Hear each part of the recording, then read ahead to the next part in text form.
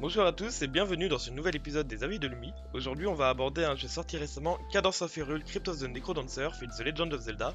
Mais pour faire plus court, je dirais juste Cadence of Hyrule. Cadence of Hyrule est sorti le 13 juin 2019, exclusivement sur Nintendo Switch. Il s'agit d'un jeu de rythme et d'aventure suite directe de Crypt of the Necrodancer, et qui comme son nom l'indique a la particularité de reprendre l'univers de The Legend of Zelda. Pour résumer l'histoire, on suit une jeune fossoyeuse du nom de Cadence qui sort enfin de la crypte qu'elle parcourait dans le premier opus et se voit transportée dans un monde parallèle. Donc le monde parallèle est celui de The Legend of Zelda.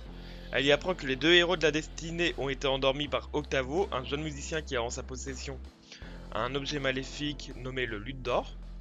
Elle reçoit donc le pouvoir de réveiller un des deux protagonistes, ce qui détermine d'ailleurs le personnage de départ pour l'aventure.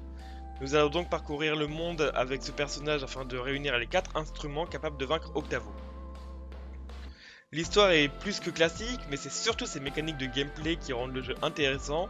Cependant, avant d'en parler, j'aimerais parler un peu plus en détail de Crypt of the Necrodancer. Crypt of the Necrodancer, sorti originellement sur PC le 23 avril 2015 et plus tard sur support console, est un jeu de rythme roguelite dans lequel on suit Cadence qui arpente une crypte dans le but de retrouver son père jusqu'alors disparu. On y retrouve un gameplay classique de roguelite, comme des niveaux procéduraux générés aléatoirement à chaque nouvelle partie, ou encore des améliorations entre chaque partie afin de pouvoir aller de plus en plus loin. Mais il a la particularité, contrairement aux autres roguelites, de se jouer au rythme de la musique. On va donc être guidé dans les donjons par des pulsations qui seront différentes à chaque étage en fonction de la musique. Il va falloir donc être méthodique et stratégique afin de les vaincre, sans s'arrêter de bouger ou de perdre le rythme qui mènera bien souvent à la mort du personnage. Pour éliminer ces ennemis, vous aurez la possibilité d'utiliser une vingtaine d'armes ayant chacune ses caractéristiques, comme par exemple le fouet qui permet d'attaquer sur la largeur sans s'exposer, ou l'arbalète qui a une très grande portée mais qui doit être rechargée régulièrement. Dernière spécificité, la musique de chaque étage connaît une fin, même si celle-ci boucle, c'est-à-dire que l'on ne peut pas prendre tout notre temps dans un étage afin d'en explorer chaque recoin afin de se suréquiper. Il faut donc prendre ceci en considération et bien travailler son itinéraire en faisant le moins d'aller-retour inutile que possible. C'est donc cette mécanique de rythme qui fait toute la richesse du gameplay du jeu, car cela demande d'apprendre les patterns de chaque ennemi afin de réagir en conséquence sans se prendre de coups, étant donné que la mort peut arriver très vite dans ce jeu. Maintenant que l'on a abordé le gameplay de Crypt of the Necrodancer, revenons sur Cadence of Hyrule. Donc tout comme son prédécesseur, Cadence of Hyrule se jouera au rythme des pulsations, mais sur les remixes de la série The Legend of Zelda qui sont d'ailleurs excellentes. Cependant, cela n'est valable uniquement tant qu'il y a des ennemis dans la zone dans laquelle on se trouve. Une fois ces ennemis éliminés, la musique devient plus douce et on peut se déplacer librement. Cadence of Hyrule arbore un monde segmenté en écrans comme les anciens Zelda de la Game Boy et de la Game Boy Advance comme Link's Awakening ou The Minish Cap. Mais contrairement à Crypt of the Necrodancer, Cadence of Hyrule n'est pas vraiment un roguelite à proprement parler. Le monde n'est généré aléatoirement que à chaque nouvelle partie et pas à chaque mort. Seuls les donjons sont en partie régénérés procéduralement entre chaque mort. À chaque lancement de partie, toutefois, le monde est généré en suivant des règles précises. Certaines cartes sont obligatoirement dans le jeu et doivent être à certains endroits du jeu. Comme par exemple, on peut avoir le château des Bras qui sera toujours au nord de la carte.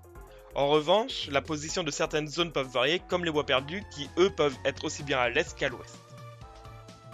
Ce système permet donc d'avoir un jeu différent à chaque partie, tout en conservant l'aspect de l'univers de The Legend of Zelda. Maintenant que l'on a abordé l'univers du jeu, je vais maintenant parler un peu plus des donjons qui méritent de s'y attarder.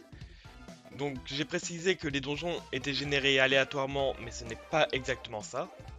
Chacun des 4 donjons du jeu se présente de la manière suivante. Il y aura toujours un hub central qui sera toujours le même par rapport au donjon, ainsi que 2 zones générées aléatoirement qui mèneront vers la clé du boss et un boss qui lui est spécifique au donjon. Les conditions d'accès au donjon seront également toujours les mêmes, cela permet de garder un aspect Zelda tout en s'approchant du gameplay Crypt of the Necrodancer. Cependant, il y a quelques différences avec le premier jeu étant donné que la musique ne se termine pas et boucle, permettant aux joueurs d'explorer librement le donjon ou d'en sortir. Donc comme dans Crypt of the Necrodancer, où vous pourrez retrouver différentes armes afin de progresser dans votre aventure, toutefois réduite au nombre de 4. La courte épée qui sera l'arme de base dans votre aventure ne pouvant attaquer uniquement que sur la case devant vous, le glaive permettant de faire une attaque large sur 3 cases adjacentes, la lance ayant une portée de 2 cases et le fléau permettant d'attaquer sur une grande largeur tout en avançant. Cependant, Cadence of Hyrule ne fait pas que reprendre le gameplay brut de Crypt of the Necrodancer, puisqu'il y ajoute des spécificités liées à l'univers de The Legend of Zelda. Je veux notamment parler de l'inventaire composé des différents objets cultes de la série Nintendo, comme l'arc, les bombes, le grappin. Ces objets seront à la fois utiles pour éliminer des ennemis, mais vous permettront aussi d'accéder à certaines zones ou encore à résoudre certaines énigmes éparpillées dans le jeu.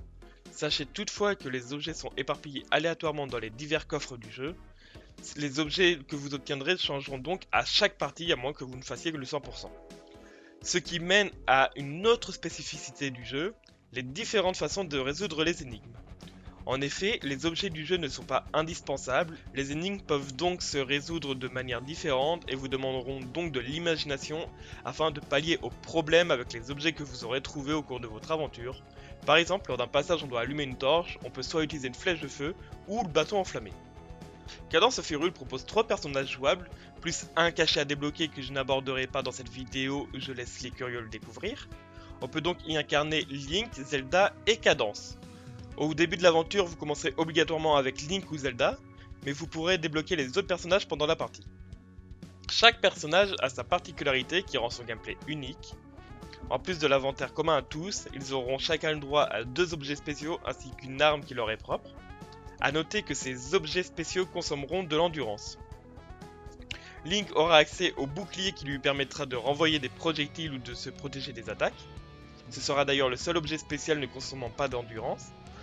Mais aussi l'attaque circulaire que le joueur devra charger dans un temps en maintenant le bouton correspondant qui fera des dégâts sur toutes les cases adjacentes au personnage. Son arme exclusive sera une grande épée qui pourra faire des dégâts sur 2 cases devant lui. Cependant, il pourra la maintenir pendant plusieurs pulsations afin d'éliminer plusieurs ennemis de suite. Cadence aura également le droit d'utiliser le bouclier, mais ça sera sa seule capacité en commun avec Link. La seconde compétence spéciale de Cadence, le coup de pelle sismique, creuse sur plusieurs cases devant elle, soit sur 3 cases de largeur pour 2 cases de longueur, tout en faisant des dégâts aux ennemis. Et son arme exclusive, la pelle, permet de creuser des dégâts à 3 ennemis en face de vous, comme le... Et son arme exclusive, la pelle, permet de creuser tout en infligeant des dégâts à 3 ennemis en face de vous, un peu comme le glaive. Pour finir, les 2 compétences de Zelda sont le feu de daim et l'amour de Nayru. L'un permet de créer une boule de feu téléguidée pour tuer des monstres ou actionner certains mécanismes à distance, tandis que l'autre est un bouclier qui renvoie les dégâts et les projectiles s'il est bien timé. Tandis que l'autre est un bouclier qui renvoie les dégâts et les projectiles. Seulement, l'amour de Nayru ne peut pas être maintenu comme le bouclier de Link. Le timing sera donc crucial pour la bonne utilisation de cette compétence. Son arme spéciale est une rapière qui fait des dégâts sur 2 cases en longueur, sachant que les dégâts sont augmentés s'il y a une case vide entre Zelda et l'ennemi. Ces 3 personnages étant bien différents, cela permet un gameplay unique à chacun d'eux et change la manière d'appréhender certains monstres, ce qui je trouve ajoute de la rejouabilité. Si à une partie vous jouez principalement Zelda comme je l'ai fait, vous pourrez lors de la partie suivante jouer Link ou Cadence. Sachez également qu'en partie classique, une fois le personnage débloqué durant la partie, vous pourrez changer à tout moment près d'une pierre Sheikah. Pour finir, j'aimerais vous parler également de la rejouabilité de ce jeu. En effet, ce jeu est très court, vous pourrez mettre entre 1h30 si vous faites le jeu rapidement en 1,5% ou 8h en 100% comme je l'ai fait la première fois que j'ai découvert le jeu. Ce défaut est cependant contrebalancé par la rejouabilité qu'il offre. Déjà, vous pourrez refaire l'aventure avec un autre personnage en bloquant les autres grâce au mode personnage unique. Et comme dit plus tôt, la carte et le positionnement des objets changent à chaque partie, ce qui rajoute encore un peu de rejouabilité.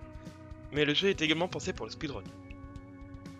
Avant de continuer, je vous explique en quelques mots ce qu'est le speedrun. C'est la pratique de finir le jeu le plus vite possible, soit sans règles précises, soit avec des contraintes. Par exemple, finir Cadence of Hyrule le plus vite possible en jouant uniquement en Zelda. Cadence of Hyrule est pensé pour cette pratique du fait qu'il chronomètre le temps que vous avez mis pour finir le jeu et de vous donner le classement speedrun à la fin de votre partie. Le fait qu'il implique des mécaniques de roguelike comme une carte qui change à chaque partie ainsi que le placement des objets aléatoires permet aux speedrunners de faire des parties différentes à chaque fois tout en devant composer avec ce qu'ils trouvent afin de finir la partie la plus rapidement possible. Ce que je trouve intéressant là-dedans, c'est que cela nécessite de connaître l'utilité de chaque objet afin de savoir comment terminer une partie le plus vite possible en composant avec les objets que l'on trouve dès le début de l'aventure. Pour conclure, Cadence of Hyrule est une très bonne suite à Crypt of the Necrodancer et un très bon jeu indépendant dans l'univers de Zelda. Que ce soit les fans de Zelda ou de Crypt of the Necrodancer, les deux y trouveront leur compte, et même si le jeu est très court, ce qui peut en rebuter certains par rapport à son prix, sa qualité et sa rejouabilité font qu'il en vaut le détour, je trouve.